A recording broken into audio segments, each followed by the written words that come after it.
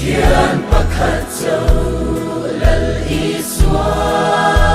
chan sin moi le chan sin cha phang kim mitin nam tin dam nahi shilin buang zel ang thu